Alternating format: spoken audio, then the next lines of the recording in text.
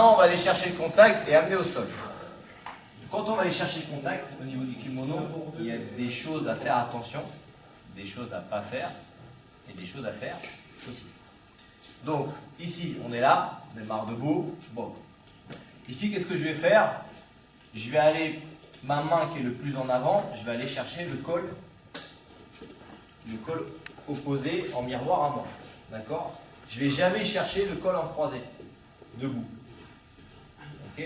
Pourquoi? Parce que s'il prend le col ici en croisé là, c'est facile pour moi ici d'écarter, d'ouvrir ma veste, même s'il tient là. Bon, parce que ma veste est s'ouvre dans ce sens-là. Ok? Donc jamais debout, vous allez venir ici. Directement, je parle. Ok? On vient toujours sur l'autre côté. Parce que ici, de ce côté-là, si il veut tirer mon bras par là, c'est pareil, tu tires par là pour essayer de passer dans le dos, tu vas aussi. Parce que ici, je suis bloqué, la veste ici, elle est fermée, elle se referme. Ok? Donc vous essayez d'aller mettre votre main qui est en avant sur le col opposé, et vous essayez plus ou moins de placer votre main pour que la clavicule de l'adversaire, elle se trouve ici au milieu de vos phalanges, au milieu de votre pointe ici. D'accord? C'est à cet endroit-là qu'on contrôle le mieux le haut de l'adversaire. D'accord? Si je suis trop bas ici, je vais commencer à faire. Et il ne bouge pas. C'est beau, mais ça ne sert à rien. Donc ici, si je prends bien en haut, au niveau, vous avez vu, la main ici au niveau de la clavicule, bon, dès que je vais bouger, vers l'arrière, vers l'avant, droite, gauche, je contrôle l'autre sur l'adversaire. Ok? Donc ici, c'est pareil, on va jamais, on va rarement planter directement la main en haut. Le mec, il va venir vous voir, dès que je mets la main, boum, il m'enlève ma main. Logique.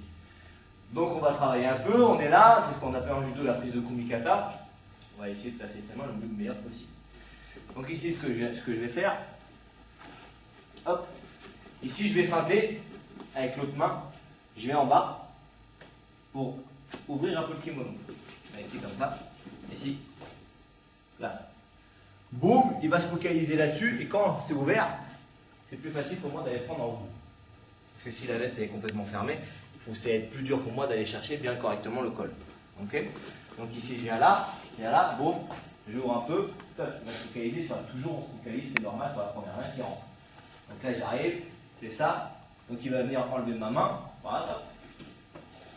Et pendant ce temps-là, je vais aller chercher là-haut. Ok? Une fois que j'ai réussi à aller prendre le col là-haut, moi, je ne peux pas le laisser permettre de venir chercher moi mon col de la même façon. Ok? Donc dès que j'ai réussi à arriver là, bon, qu'est-ce que je fais avec mon autre main? Je défends mon col.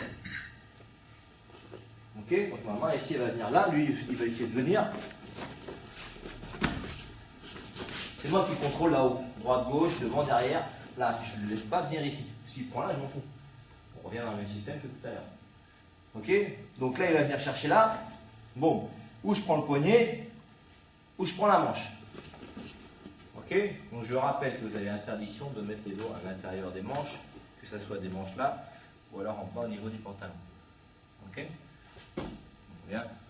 Bon, la meilleure prise sur un pantalon ou sur une manche, c'est comme si on faisait un ourlet, on ferme le poing derrière. Ok? Donc je suis là, c'est moi qui contrôle. Bon, droite, gauche, là. Hop, hop. Ok? Je vais récupérer ou sa manche, ou son poignet. Ok? Maintenant, arrivé là, on va faire la même chose que tout à l'heure, planter le genou qui est à l'avant. C'est toujours la même chose. Hein. Quand on descend chercher sur les jambes, on va toujours planter le genou qui est à l'avant. Boum, on va planter le genou en avançant. Donc là, qu'est-ce que je vais faire? Je vais planter et je ramène mon pied toujours pareil, plus loin. Ok? Ça, c'est le mouvement de base des jambes en bas. Maintenant, comme j'ai le col ici, au niveau de la clavicule, je contrôle le haut du corps de mon adversaire. Donc quand je vais descendre, je le tire avec moi. Je ne laisse pas mon bras tendu vers le haut. Je descends, il descend avec moi. Donc quand je descends, je tire à fond avec moi pour qu'il descende avec moi. Ok? Donc lui, il va se retrouver plié. Ok? Donc je suis là. Je vais planter, ramener la jambe derrière et je le plie. Ok? En fait, je le mets sur mon épaule. Je suis là. Bon, je passe ma tête sous son aisselle, je ressors de l'autre côté. Ok? Pensez à ça, laissez pas votre bras en haut. Vous descendez, vous l'emmenez avec vous.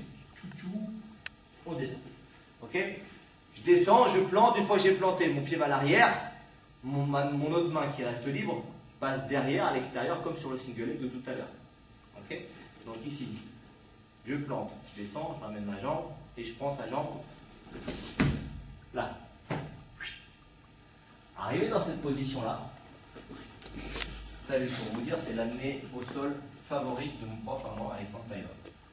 Ok, je la montre à chaque fois, moi je la fais énormément en compétition aussi, elle marche vachement bien. Donc, là, top, on récupère. Une fois que vous êtes dans cette position-là, votre genou qui est planté, il ne bouge plus. C'est-à-dire qu'il ne va plus se soulever du sol. Et vous allez faire un mouvement de compas. Ça, c'est la pointe, ça, c'est la mine. Et on va faire le plus beau cercle qu'on peut. Ok? Donc, comment on va faire? Je vous rappelle, j'ai dit que la pointe, c'est le genou, elle ne bouge pas, elle est plantée dans le tatami, elle ne bouge plus. Donc là, ici, je continue à tirer vers le bas. Et là, ici, je vais soulever, je fais comme un mouvement, un grand mouvement de volant. Je vais tourner par là. Donc je tire encore plus vers le bas, je soulève sa jambe et en même temps, je fais un maximum de tours pour que la personne elle tombe. En général, c'est un demi, trois quarts de tour maximum. Ok? Vous arrivez en bas, tirez, soulevez, poussez avec la tête derrière l'aisselle et il va tomber petit à petit. Parce que le mouvement circulaire fait qu'il n'a plus d'appui, il est obligé de tomber. Ok? Donc ça, on est là. Bon, hop, je plante, je mets derrière, je tire vers le bas, ok, je passe ma tête sous son aisselle, je récupère sa jambe. Bon, dans le même mouvement, ici j'ai commencé à tirer, là je ne m'arrêterai pas normalement, ok, à partir du moment où je suis descendu, dès que je suis là, je continue le mouvement, faire circulairement. Donc là ici, je soulève, je tire vers le bas, je bouge, je tourne. Et là, on a fait, vous voyez, un demi-tour. J'étais là, il se retrouve là. Souvent, c'est ça, c'est un demi-tour, trois quarts de tour maximum. Si vous faites correctement votre mouvement. Donc là, bon. Faites pas l'erreur de faire ça et de pousser par là après. Ok, faites vraiment un mouvement circulaire. Bon, parce que si vous voulez pousser, vous allez être obligé de soulever le genou déjà, de forcer plus parce que vous êtes obligé de vous soulever, de soulever l'adversaire pour aller plus loin.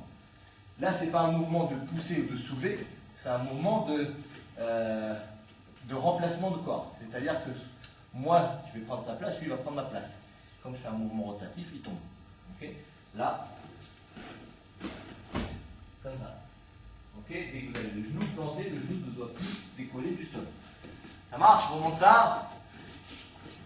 Boum. Voilà. Je plante, je passe en dessous, je ramène la jambe derrière, je tire vers le bas quand je descends, je récupère la jambe. Bon. Je continue à tirer, je soulève ici, je pousse derrière là, je fais mon mouvement de compas.